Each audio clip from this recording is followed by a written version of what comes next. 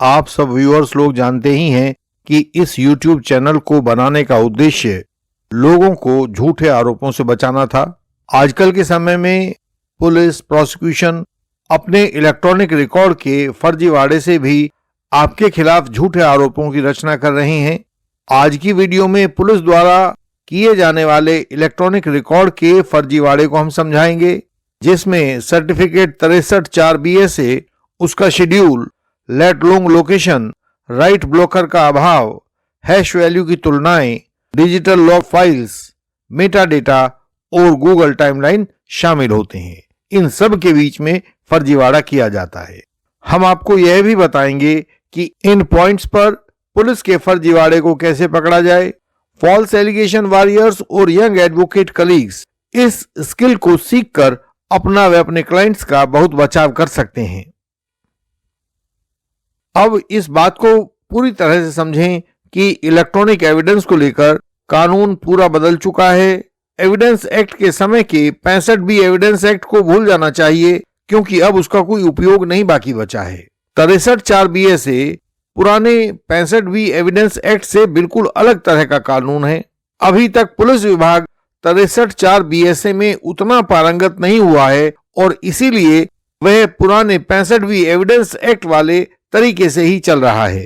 इससे इन्वेस्टिगेशन का एविडेंस गलत तरीके से जब्त किया जाता है, गलत तरीके से कोर्ट तक पहुंचाया जाता है, और यदि आप इस गलती को पकड़कर उसे कोर्ट के रिकॉर्ड पर लिखवा देते हैं, जो आप क्रॉस एग्जामिनेशन के दौरान कर सकते हैं, तो पूरा इलेक्ट्रॉनिक एविडेंस कोर्ट में इनएडमिसिबल हो जाएगा। जिन फाइलों को आईओ अपनी पीठ पर लादे फिरता है, पीपी चश्मे को तिरछा करके कहता है कि हमारे पास इलेक्ट्रॉनिक एविडेंस है, वह सब इलेक्ट्रॉनिक एविडेंस अब कचरा पेटी में फेंक दिया जाएगा। बस यहां ध्यान देना है कि 65B एविडेंस एक्ट में कानून का सब्सटेंस महत्वपूर्ण था, जबकि 63-4 BSA में सब्सटेंस के साथ साथ प्रोसीजर भी उतनी ही महत्वपूर्ण हो गई है। और इस बात को आपको हमेशा ध्यान रखना है, जब भी इलेक्ट्रॉनिक एविडेंस पर क्रॉस करेंगे, यह पॉइंट आपके दिमाग में रहना चाहिए। इलेक्ट्रॉनिक एविडेंस को लेकर सबसे पहली गड़बड़ी प्रोसिक्यूशन आपकी लोकेशन के नाम पर करता है। वह लेट लॉन्ग के नाम से अपराध के समय आपकी स्थिति बताता है कि आप कहां, किस शहर, किस गांव या स्थान पर थे। इसमें से वे अपने रिकॉर्ड से देखते हैं कि आपका फोन किस मोबाइल टावर के क्षेत्र में था, उसकी तुलना अपराध के घटनास्थल से करते हैं और फिर कोर्ट के सामने दस्तावेज रखते हैं कि अपराध के समय आप घटनास्थल वाले टावर की रेंज में मौजूद थे। लेकिन यह तो एक बहुत बड़ा फ्रॉड है। आप मोबाइल टावर की लोकेशन पर नहीं होते हैं। शहरों में तो आप मोबाइल टावर से कुछ 100 मीटर की दूरी से लेकर 1-2 किलोमीटर की दूरी तक हो सकते हैं, जबकि गांवों में यह दूरी 8 से 10 किलोमीटर की दूरी होनी भी संभव है। फिर पुलिस के चार्ट्स यह भी नहीं दिखाते कि आप टावर से कितनी दूर थे और किस दिशा में थे। तो ऐसे में इंडियन लीगल सिस्टम के एडवोकेट्स एक नई प्रणाली का सहारा लेते हैं और इसको एजीमथ कहते हैं। एजीमथ की टेबल के आधार पर मोबाइल टावर से फोन की दिशा को कैलकुलेट किया जा सकता है और क्रॉस में उस लोकेशन का झूठ कोर्ट के रिकॉर्ड पर अंकित करवाया जा सकता है। जब आप हमसे पूछेंगे या हम आपके केस में क्रॉस एग्जामिनेशन लिखेंगे, तो हम उसमें यह समझाएंगे कि यह एजीमथ क्या होता है और इसके द्वारा कैसे आप उसकी दिशाओं को कैलकुलेट कर सकते हैं।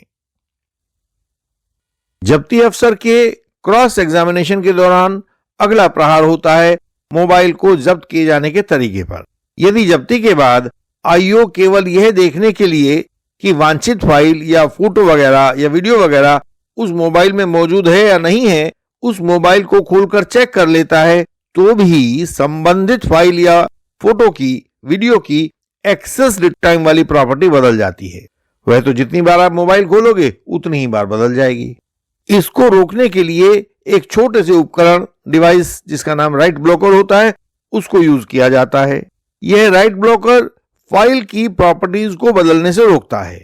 मोबाइल की फोरेंसिक जांच के समय जो एक्सपर्ट बिना राइट ब्लॉकर के फाइल का परीक्षण करते हैं, वे असलियत में आरोपी को बरी करवाने का काम करते हैं। एक्सपर्ट ने मोबाइल की प्रॉपर्टी बदली तो उसकी रिपोर्ट अपने आप ही नष्ट हो जाएगी, क्योंकि इससे फोरेंसिक विश्लेषण का समय उस फोटो की लास्ट एक्सेस प्रॉपर्टी का समय बन जाएगा। तो ऐसे में एक्सपर्ट के लिए अपनी रिपोर्ट में यह लिखना जरूरी हो जाता है कि मैंने फला फला राइट ब्रोकर का प्रयोग किया, लेकिन वास्तविक एफएसएल रिपोर्ट में कभी भी राइट ब्रोकर की बात लिखी ही नहीं होती है, और यह एफएसएल रिपोर्ट्स को तोड़ने का एक सबसे कारगर हथियार हो सकता है। यदि आप उसे राइट ब्रोकर पर क्रॉस करेंगे तो समझिए कि आप उस एफएसएल एक्सपर्ट और उसकी रिपोर्ट दोनों को धुएं में उड़ा देंगे।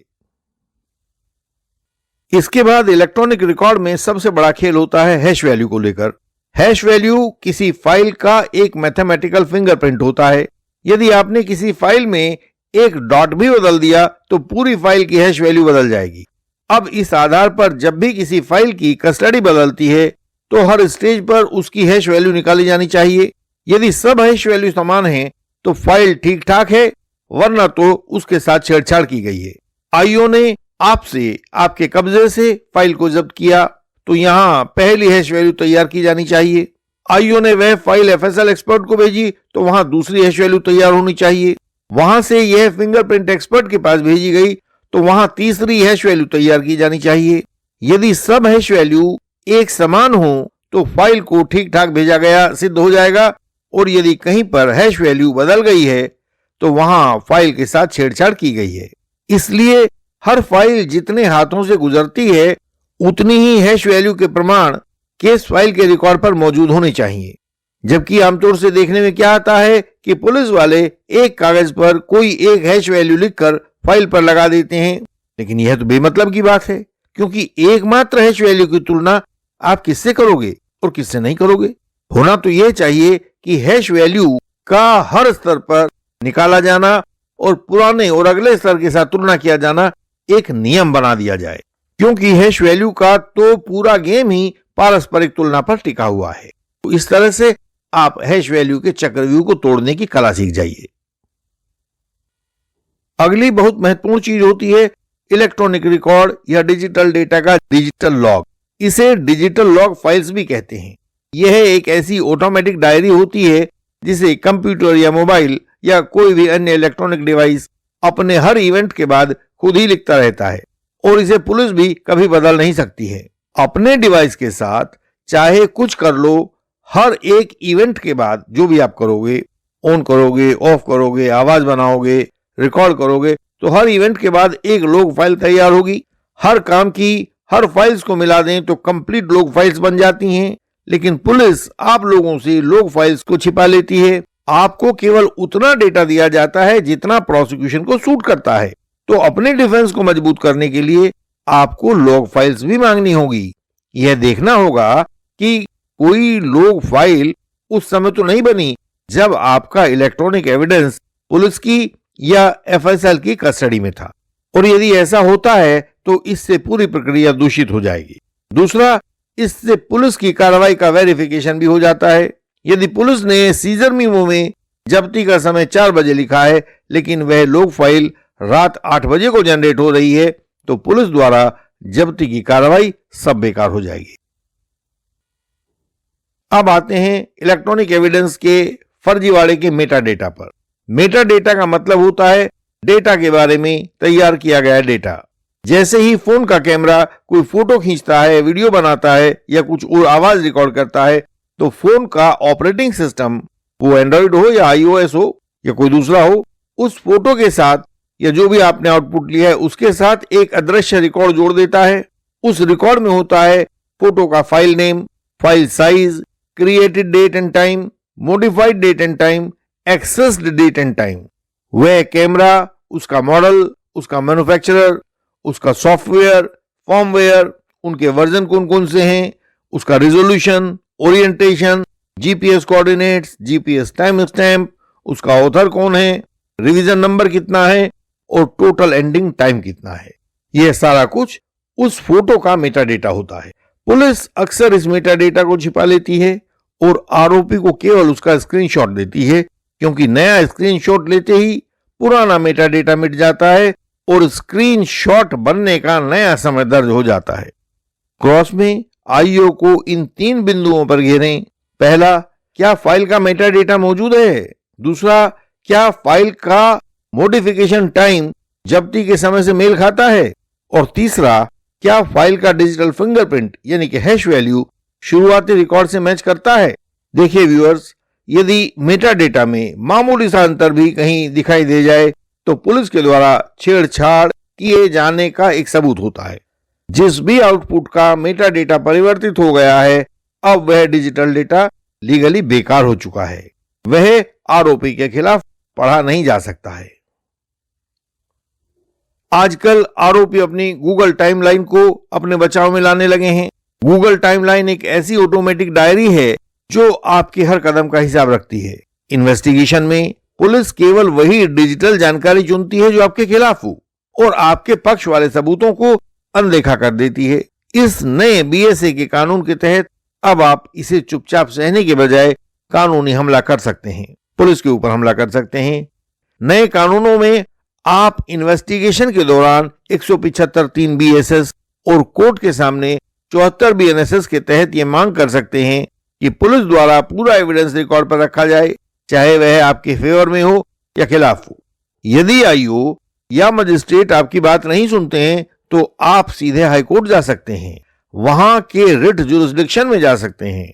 वहां आपको केवल यह कहना है कि बेगुनाही के सबूतों को छिपाना आर्टिकल 21 के तहत आपके संवैधानिक अधिकारों का हनन है और होगा यह कि डिजिटल फुटप्रिंट की सुनहरी चाबी की सहायता से आप पुलिस की झूठी कहानी से बाहर निकलकर आजादी पा जाएंगे। इस प्रकार आपने देखा कि डिजिटल रिकॉर्ड को केस फाइल में लगाकर आईओ असलियत में शेर की सवारी करता है, वह न तो उससे उतर सकता है न उसको छोड़ सकता है। डिजिटल डेटा रिकॉर्ड पर लगाने से आईओ को अनेक जिम्मेदारियों का पालन करना पड़ता है। यदि एक भी जिम्मेदारी से चूक गया तो पूरा का पूरा डिजिटल डेटा बेकार हो जाएगा और आपके खिलाफ नहीं पढ़ा जाएगा। तो आईओ की क्या जिम्मेदारियां होती हैं, उनको कैसे खोद कर बाहर निकाला जाए, कैसे रिकॉर्ड पर लिखवाया जाए, इसको आप सीख सकते हैं। इलेक्ट्रॉनिक एविडेंस के फंदे में फंसने के बाद विजय पाने का एक ही तरीका है कि अंधेरे में हाथ पांव मारने की बजाय टेक्निक को अपनी ढाल बना लीजिए। यहां बहुत लोग झूठे मुकदमों और फर्जी डिफेंसेस का धंधा करते हैं। वे आपकी टेक्निकल नासमझी का फायदा उठाकर आपको डराते हैं। वह समय पुराना था और अब बीत चुका है जब न्याय केवल गवाही और गवाहों के सहारे मिलता था।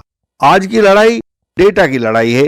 अगर आपके पास सही डिजिटल एविडेंस है तो दुनिया की कोई भी ताकत आपको ना तो हरा सकती है और ना ही सलाखों के पीछे भेज सकती है। सही जानकारी पाने के लिए इंडियन लीगल सिस्टम से जुड़ें, अपने सवाल पूछें, अपनी रक्षा करना सीखें। उस भीड़ में शामिल ना हों जो बरसों बरस अदालतों में धक्के खाती फिरती है और फिर भी खाली हाथ घूमती है। इंडियन लीगल सिस्टम के सदस्य बनें, डिजिटल डिफेंस को सीखें और खुद को सही तरीके से बचाएं।